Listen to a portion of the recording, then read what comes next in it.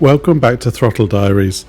This is the channel where I document what it's really like to start riding a motorcycle later in life. No racing, no pretending I know everything, just the honest journey of a 50-something beginner learning as I go on the island of Jersey. Now, if you watched episode 1, you'll know why my motorcycling career didn't exactly begin smoothly.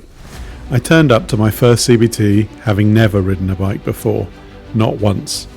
The instructors looked nervous, the clutch looked complicated, and several local trees briefly feared for their lives. I failed. Quite calmly, quite politely, just gave up. Which led to a few weeks of early morning practice sessions in an empty schoolyard, car parks, with a very patient mate, followed by booking a private CBT. And that's where we pick up the story. Because there's a moment during the CBT that suddenly makes everything feel very real. The on-road ride. Up until that point, most of the day happens in a training area. Slow riding, clutch control, figure of eights, slaloms, U-turns that feel suspiciously like they were designed by someone who hates beginners.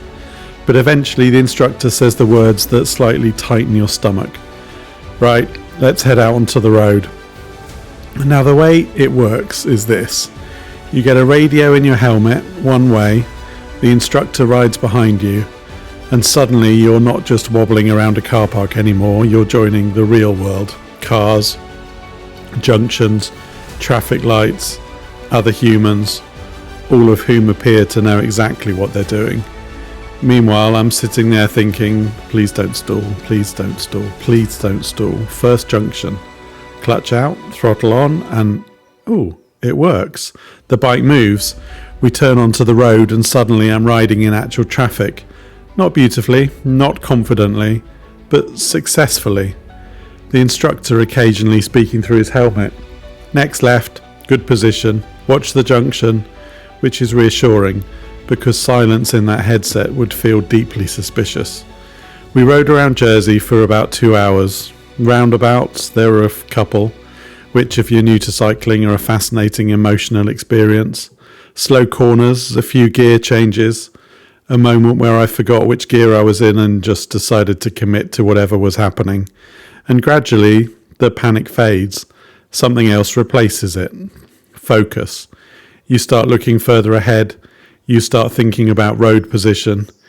You start saying, don't pull out, don't pull out, don't pull out. And you know they're going to, because although they say they haven't seen you, they clearly have. You start thinking about road position. You realise the road actually does what you ask it to do, or the bike does, which is a relief, because earlier on the week the bike did mostly what it wanted. Eventually we head back to the training centre and the instructor says the words you've been quietly hoping to hear all day, but also worried about hearing all day. Right, that was good, which in British instructor license roughly translates to, you didn't scare me, and just like that, I'd passed my CBT. Now, here's the strange thing. You spend weeks building up to this moment, learning the clutch, practicing starts and stops, trying not to look like a confused flamingo at junctions, and then suddenly you're allowed to ride on your own. No instructor, no radio, just you and a 125. My first solo was cautious, very cautious. The island of Jersey suddenly felt much larger than usual. Every roundabout looked suspicious, every car slightly judgmental. Even something else happened too. I realised I was actually enjoying it. The quiet inside the helmet, the focus, the feeling of moving through the road rather than just sitting in traffic. And somewhere during those early rides, I developed a routine, a good luck ritual.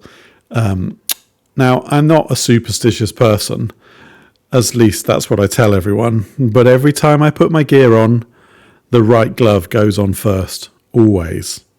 If I accidentally pick up the left glove, everything stops, reset. Right glove, and then the left. Why?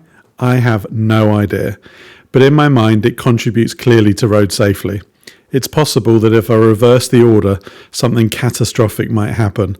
The bike might stall, I might come off, I might go over, someone will pull out, I don't have time, all to do with the gloves.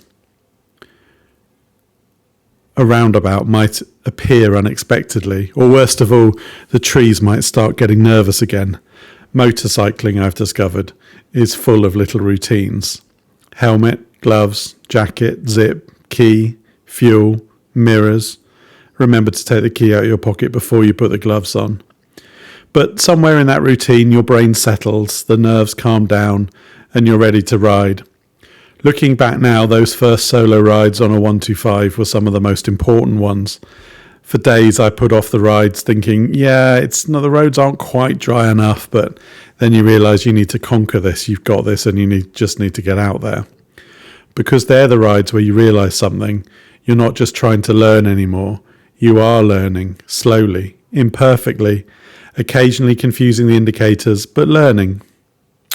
So what's in the next episode? Life with a 125, what it's actually riding one every day, the surprising things you learn, and the moments you realise that even a small bike can make you feel like you're going on a big adventure. I'll see you then.